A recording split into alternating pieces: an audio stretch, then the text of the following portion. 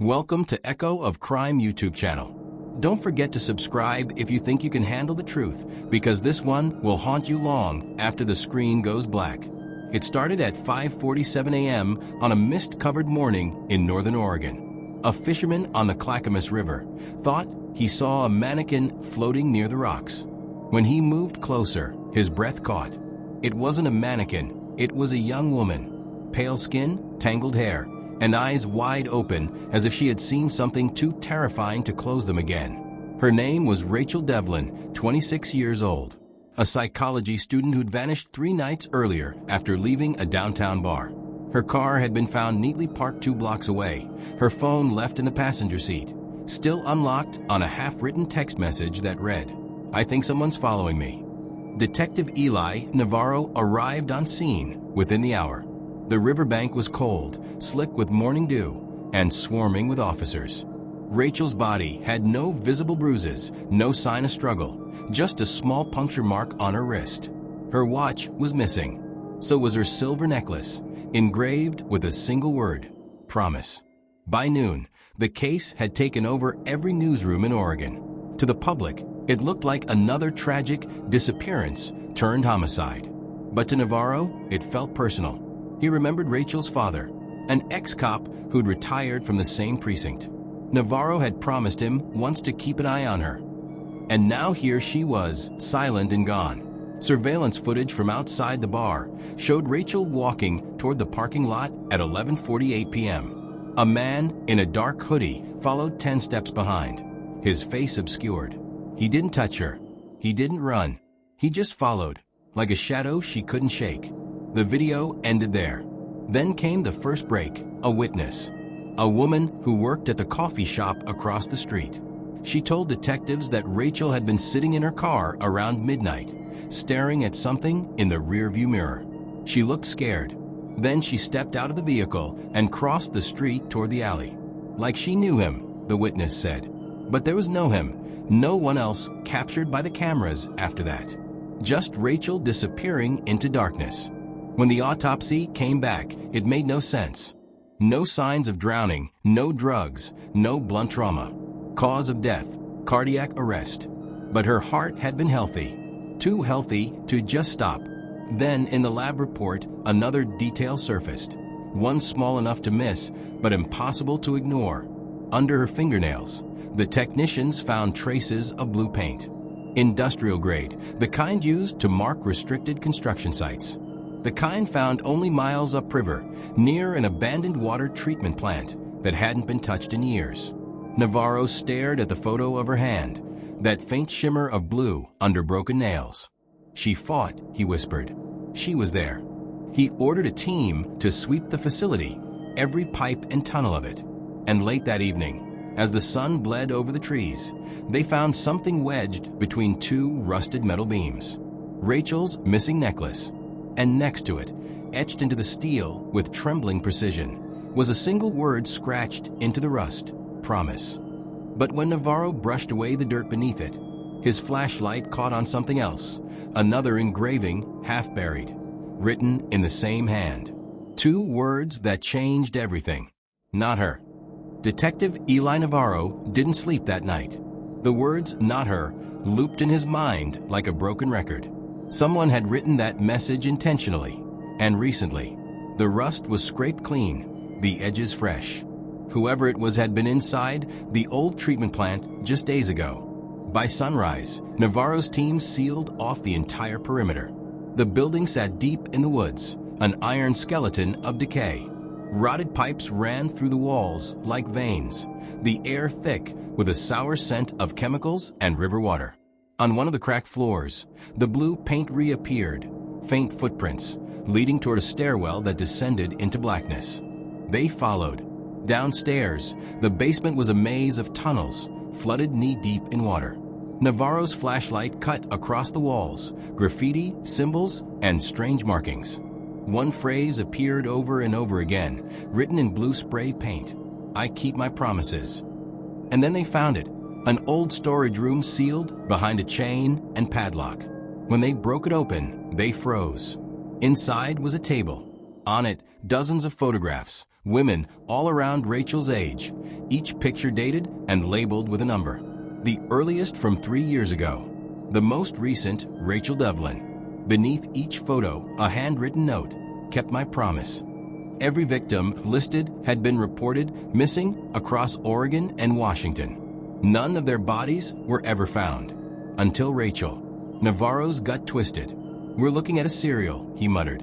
One of the evidence techs lifted a small glass vial from a box beside the photos. Inside was a pale liquid, almost clear. On the cap, a symbol, a circle crossed with a single blue slash. Toxicology results later revealed traces of the same compound in Rachel's blood, something so obscure it took the lab hours to identify. A medical sedative used decades ago in psychiatric institutions. Long banned. Whoever this killer was, he wasn't just organized. He was precise. Hours later, Navarro got the call he'd been waiting for, a partial fingerprint recovered from the metal table. It belonged to a man named Julian Cross, a chemical engineer, who disappeared 6 months earlier after being dismissed from his job at the Clackamas Water Authority. The reason for his dismissal? Unauthorized experiments on sedative compounds. Julian's record showed no prior violence, no arrests, no red flags. But when police arrived at his last known address, the scene told a different story. His apartment was stripped bare, no furniture, no food, just stacks of old engineering manuals and dozens of empty paint cans, all the same industrial blue. On the wall, written in that same color, a message. "You picked the wrong one." Navarro felt it in his bones. Rachel wasn't the intended target. The killer had been stalking someone else and made a fatal mistake. That meant whoever her referred to, the one he didn't mean to kill, was still out there, still being hunted. As Navarro stepped back into the corridor, his phone buzzed. An email alert from the department's missing persons database. Another woman had just been reported missing overnight. 28-year-old Lena Cross, Julian's sister. And she vanished less than 24 hours after Rachel's body surfaced in the river. If you've made it this far, you're one of the few who can handle the truth. Subscribe, because what happens next is the reason detectives still talk about this case in whispers. Detective Eli Navarro stood outside the Cross family's cabin at the edge of Forest Grove, Oregon. The woods were silent, too silent. The team had tracked Lena's last known phone signal to this property, abandoned since Julian's disappearance. It was 11:43 p.m. when they breached the door. Inside, the air was damp, heavy with mold and decay. Flashlights swept across peeling wallpaper and rusted tools. But then they saw it, footprints in blue paint leading toward the back of the house.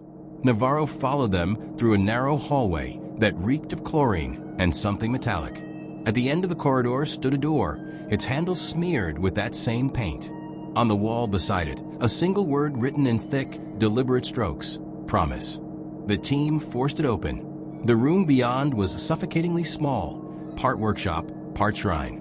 Newspaper clippings of missing women lined the walls, each circled with blue marker.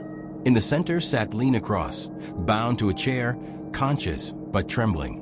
Her wrists were streaked with red marks, her eyes wide and pleading. "Julian," she whispered before Navarro could even speak. "He's still here." Navarro spun, weapon raised, but the house was empty, or so it seemed. A faint metallic clink echoed from beneath the floorboards, the sound of a chain being dragged. They followed it to a trapdoor hidden under a rug. Navarro yanked it open and descended into the darkness below. The basement stretched into a narrow corridor lit by flickering bulbs. The smell of chemical solvents was overwhelming. And then, standing in the far corner, a figure emerged. Julian Cross. He looked nothing like his ID photo. His face was pale, gaunt, his eyes hollow with sleepless mania. In his gloved hand, he held the same syringe found at the water plant. "You shouldn't have found her," he said, voice steady, almost calm. "Rachel wasn't supposed to die. I made a promise to protect Lena, to protect her. But she wouldn't listen. She was going to expose me." Navarro took a cautious step forward. "Expose you for what?" "For the experiments," Julian whispered. "They used that sedative on us when we were kids. The Foster Center. They wanted to see what it would do. I was just trying to find them. The ones who started it. Rachel found the files. He lifted the syringe, eyes glassy. She knew too much. A shout broke through the silence as Navarro lunged. The syringe hit the floor and shattered. Julian tried to run, but an officer blocked the exit. In the chaos, a single gunshot echoed through the basement. When the dust settled, Julian lay on the ground, his own syringe lodged deep in his arm, leaking the last of its poison. His final words were barely a whisper. I kept my promise. By dawn, Lena was safe, trembling in the back of an ambulance. The case was closed, or at least, that's what the report said. Navarro stood outside the cabin, the rising sun washing the forest in gold. But something still gnawed at him.